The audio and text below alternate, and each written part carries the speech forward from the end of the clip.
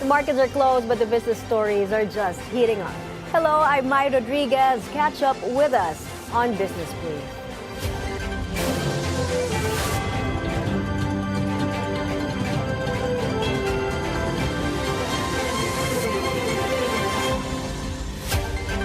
Asian shares mostly rise as Wall Street ends a winning streak, overcoming worries over bank lending and the trade war with China. Singapore Straits Times trades in the red while the rest of the major markets are in the green.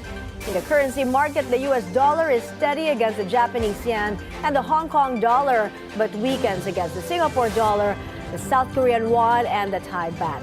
The Australian dollar, meanwhile, holds flat against the greenback.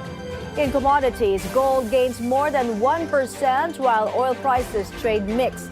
In crypto, both Bitcoin and Ethereum rise more than 1%. The Makati Business Club says the flood control corruption scandal is also threatening investor confidence.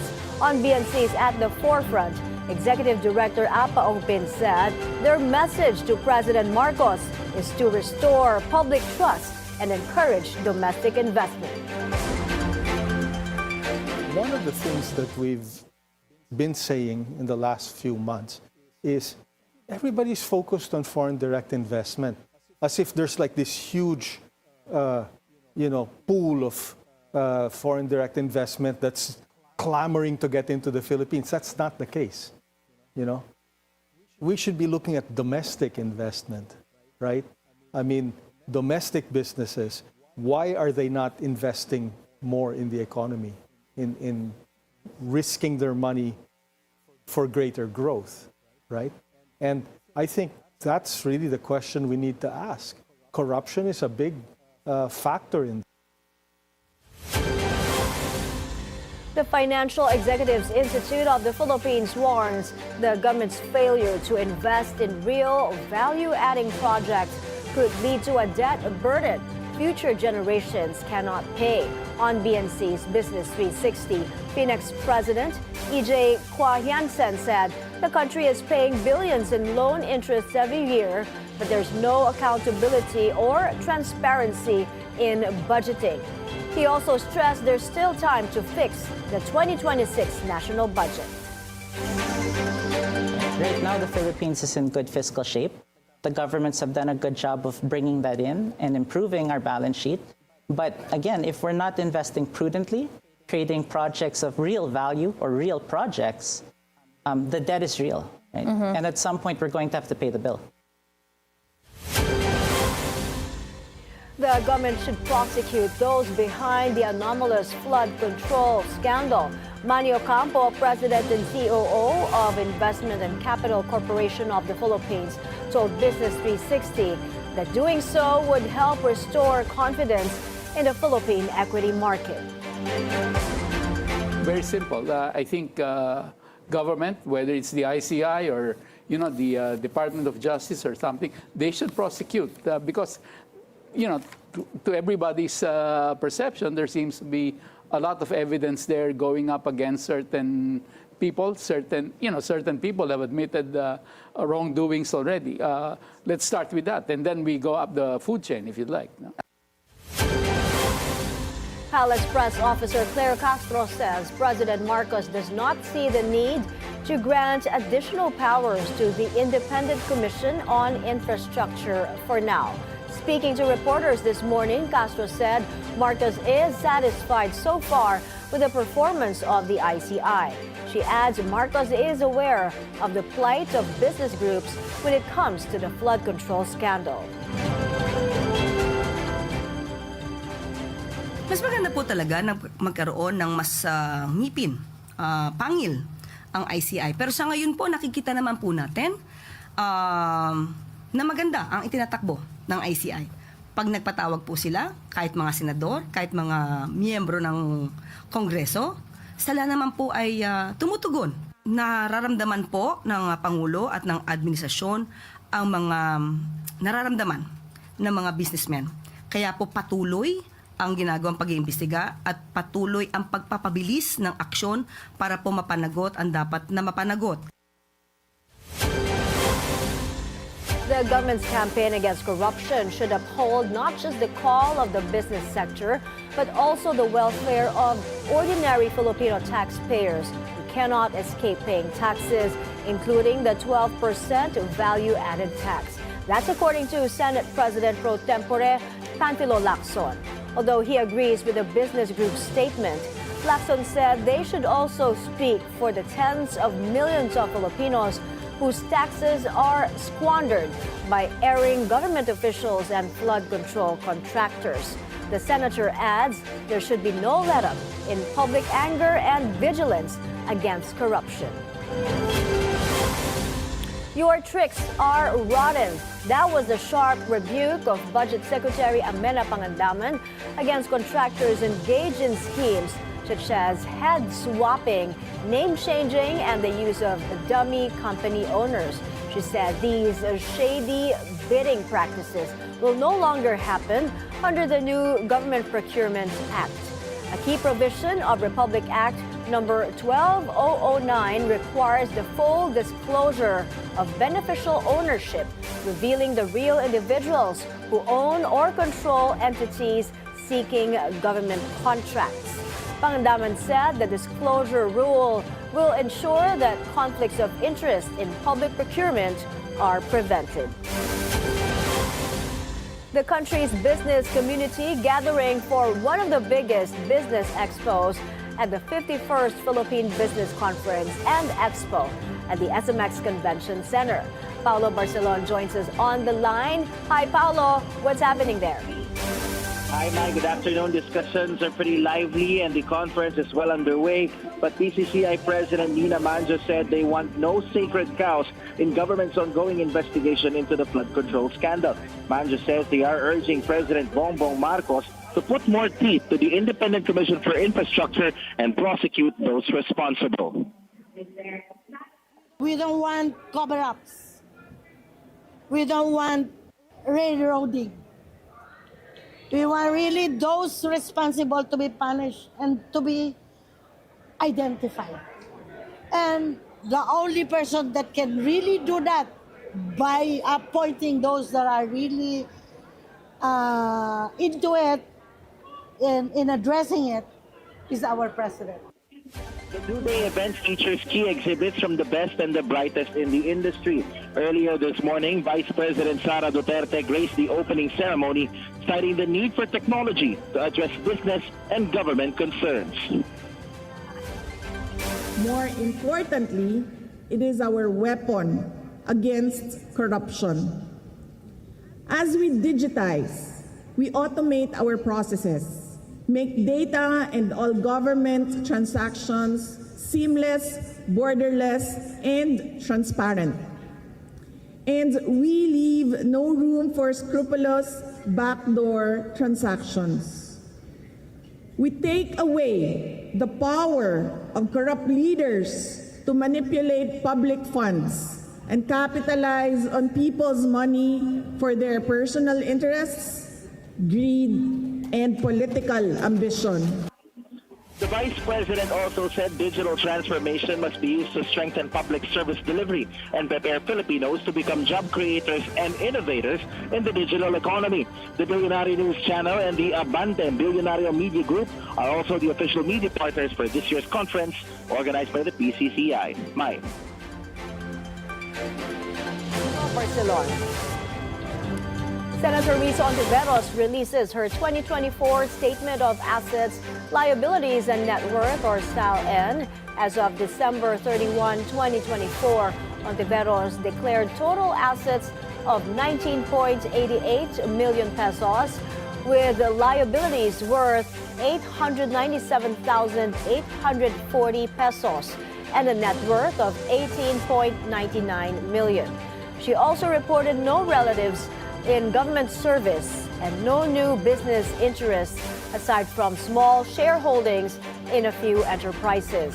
Hontiveros says her decision to release her SALN aligns with her long-standing advocacy to restore public access to the financial disclosures of public officials.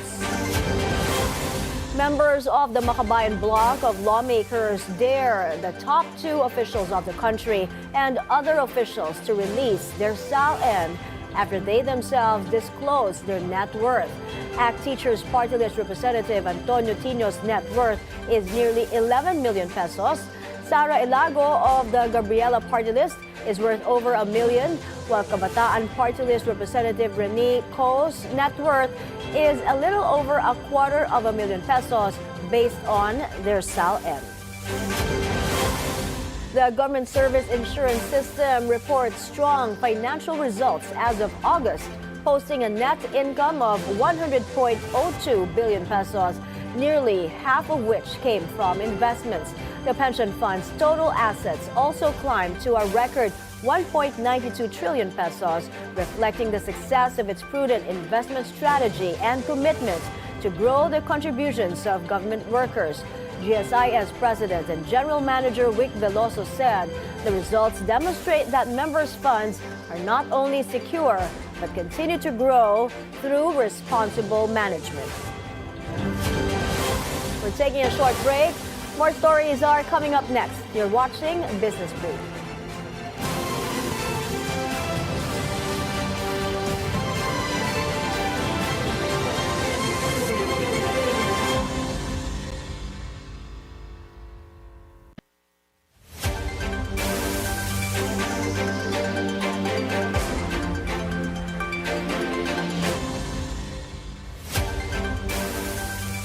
You're back on Business Brief.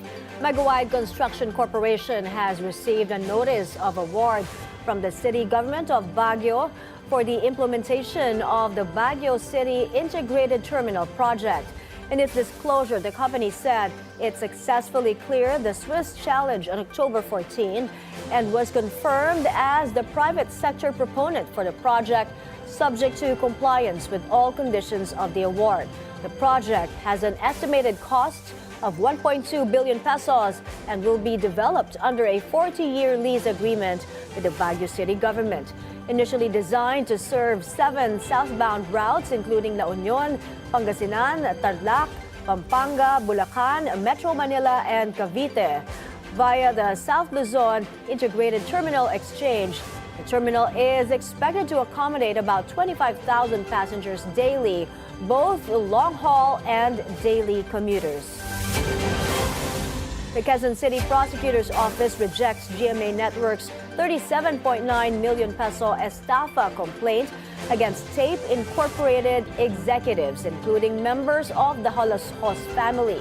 Prosecutors say there was no prima facie evidence to support criminal liability. GMA had accused Romeo Holoshos Sr. and other Tape officials of failing to remit advertising revenues collected by the company.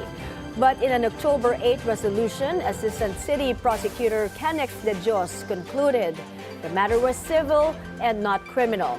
The prosecutors also questioned the weight of evidence submitted by GMA, including email confirmations from advertisers and the absence of affidavits or testimony during the hearings. A major link to Boracay is one step closer to reality as San Miguel Holdings Corporation, the infrastructure arm of San Miguel Corporation, is set to secure the 8 billion peso contract for the Boracay Bridge project. The Public Works Department says the contract was awarded after no competing bids were submitted. San Miguel Holdings was earlier granted original proponent status for the unsolicited project, which covers the financing, the design, construction, operation, and maintenance of a 2.54-kilometer bridge system. The project includes a 1.14-kilometer limited-access bridge connecting Katiklan in Malay Aklan to Boracay Island.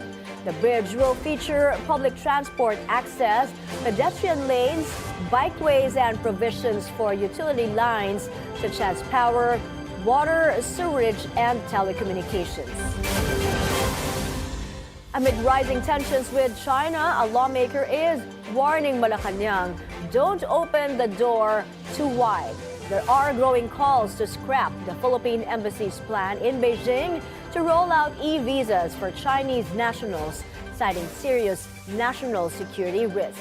The embassy says the e-visa system would only make travel more convenient, but Cagayan de Oro Representative Rufus Rodriguez insists on stricter screening and mandatory personal appearances. He warns that the influx of Chinese visitors has been linked to espionage, kidnap for ransom, illegal gambling, and other crimes. Rodriguez points to recent arrests of alleged Chinese spies near military camps and the Comelec. He also urged authorities to track down remaining illegal POGO workers still operating in the country. We're taking another breather. A look at how Philippine shares did today. When we return, stay tuned.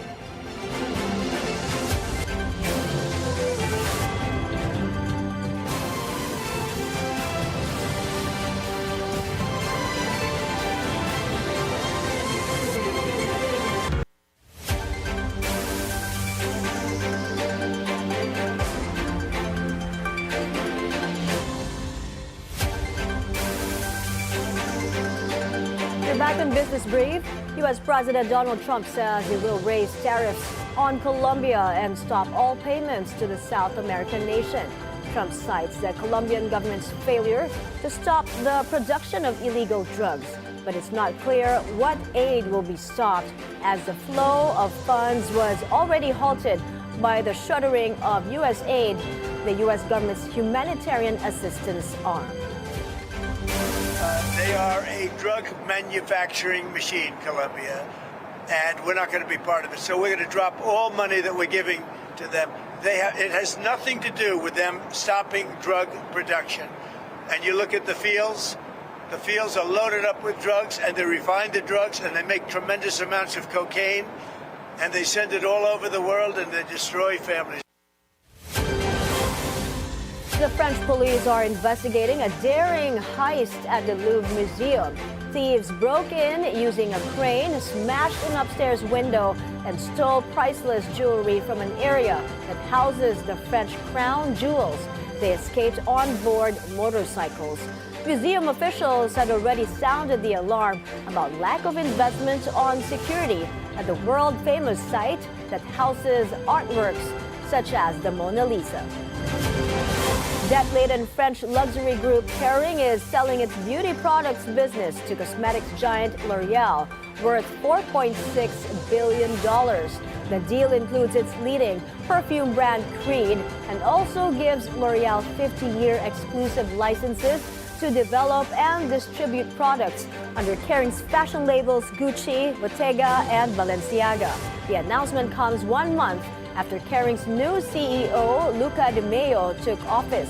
One of his first tasks is to reduce the group's debt, which stands at around 9.5 billion euros, or roughly more than $11 billion. Philippine shares fall in the first trading day of the week. The PSEI closed nearly 0.1% lower at 60.84, making it the third worst performer in Asia. Majority of the sectoral indices were in the red, with mining and oil falling the most at more than 2%. Decliners outnumbered advancers 122 to 75, with value turnover reaching 3.7 billion pesos. Among the day's most active stocks, only Manila Electric Company was in the green, with Pure Gold falling the most at 5%. In currency markets, the peso trades at 58.15 against the US dollar, up from 58.16 previously.